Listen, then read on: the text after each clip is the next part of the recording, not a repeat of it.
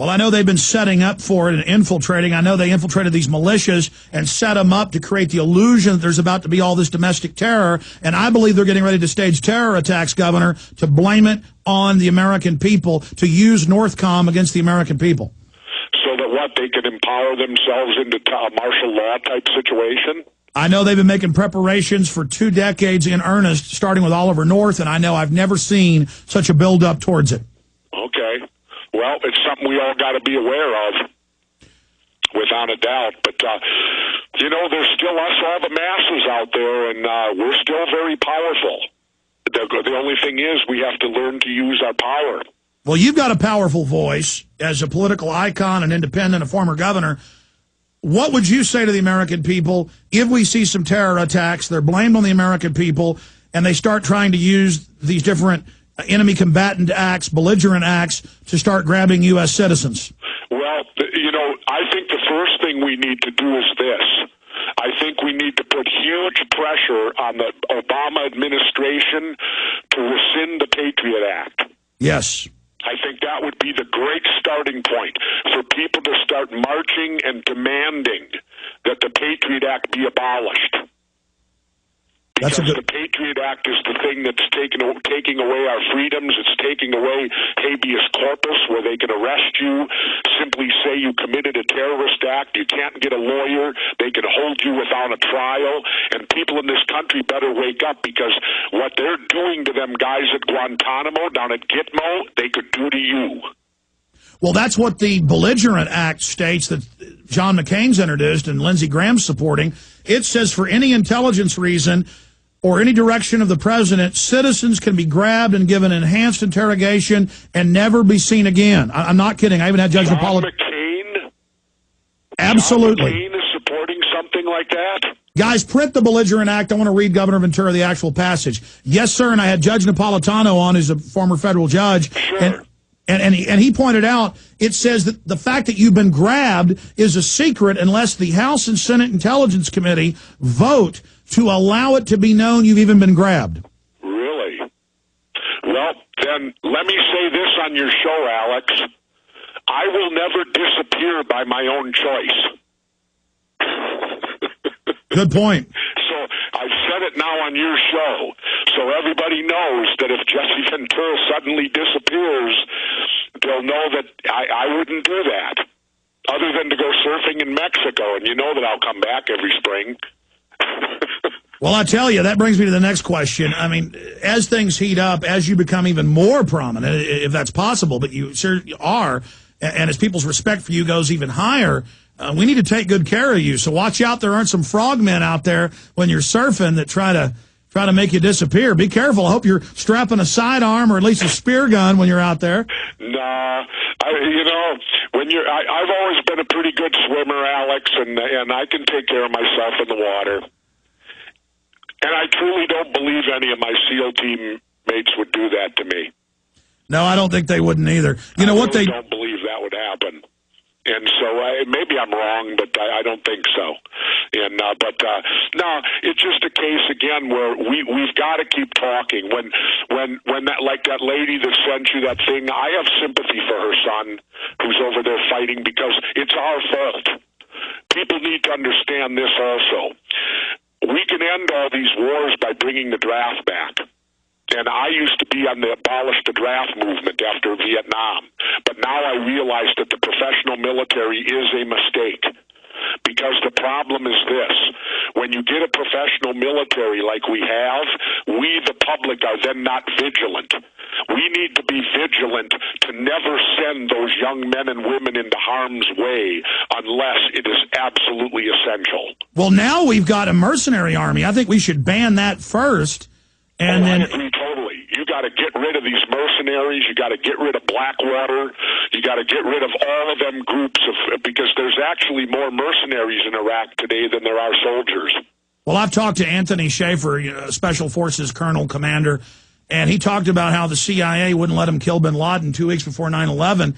And he said that was being done because they already had contractors in the CIA with more power than the Army and the Navy, and that they basically are above the law and can do whatever they want. Well, so, in Prouty's book, you'll find out the CIA runs our military. our military is used to back up whatever the CIA is getting involved with. Well, that's what Colonel Schaefer says, yeah. Oh, yeah, Prouty says it too. Well, he might be good to interview, Anthony Schaefer. He's on Fox and MSNBC and CNN, all of them. Let me read this to you just so it's on record. In fact, here's the bill right here racing through the Senate right now. The centers to be detained as enemy belligerents. The full bill can be read here. A person is considered a high-value detainee if they fulfill one of the following criteria. And it says, number 3, potential intelligence value. Number 5, such other matters as the president considers appropriate. And it says the enemy belligerent interrogation, detention, and Prosecution Act of 2010. And it says they can secretly grab you, put a bag over your head, and then they can use enhanced interrogation, which is torture. I mean, what's your take on... Alex, torture you to do what? I guess to say you're guilty. Well, I don't know. Okay, let's say hypothetically they grabbed me. What would they torture me to find out? That's the whole point. They only torture for terror and to get false confessions. Okay, so I'd have to confess to something then, right? Yes. Okay. That's what I was interested in. Why on earth would they pick someone and then torture them? For what purpose? Well, now, if we ever have another big war and people torture our troops, how can we say it's wrong? We can't. We haven't been able to do that since Abu Ghraib and Gitmo. We can't, let me throw this out for your listeners to understand this too, Alex.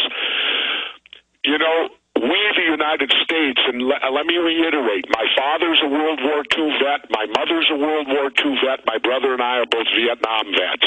I say that because of what I'm going to tell you now. We in the United States have been practicing terrorism for 50 years. We just call it foreign policy. Yes. Because we've been terrorizing Cuba. We've attempted to kill Castro on multiple occasions. We've ruined their cane fields. We've attempted to destroy their economy. And now, do you know about this character, Orlando Bosch? Tell folks about it. Well, Orlando Bosch was a guy who blew up a civilian Cuban airliner. For the CIA and got protected. No, there were 73 people on board. Now, is that not an act of terrorism? It is. Well, Bush Sr. pardoned him. Yes. This guy that blew up a plane with 73 people on it. In fact, we need to realize that we need to take our heads out of the sand, the citizens of the United States of America, and start realizing, think of it this way. Why do we have to spend so much money on our defense budget? Who's after us and for what reason? What are we protecting ourselves from? Obviously, we haven't behaved very well throughout the world.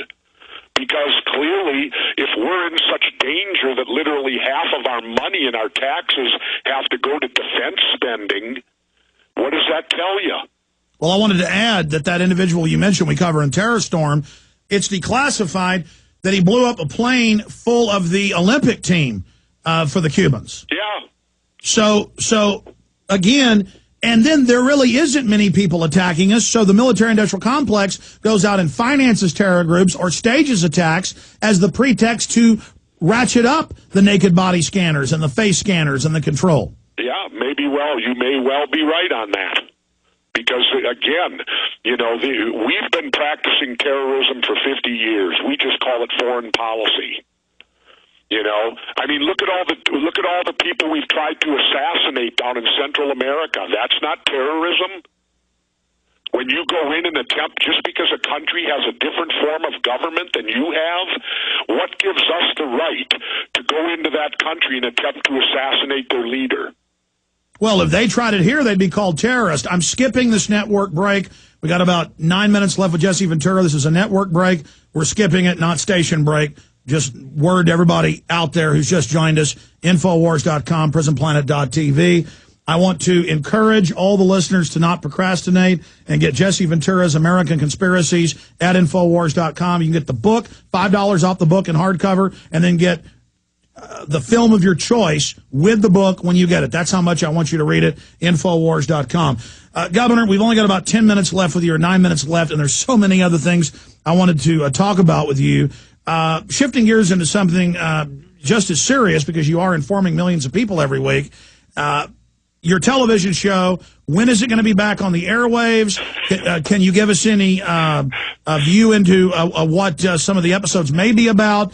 And Alex, right now we're just ramping up. They just got the budget approved. My son is finally, I think he'll get a paycheck next week. So that means it's actually happening, because that's how you judge in L.A. A project's happening when you get a check and it clears the bank. yes. Well, he should be getting paid next week for his start opening participation in the show. We'll be ramping up. We haven't pared down to what the 10 conspiracies will be, but I will tell you they are allowing me to go back after JFK.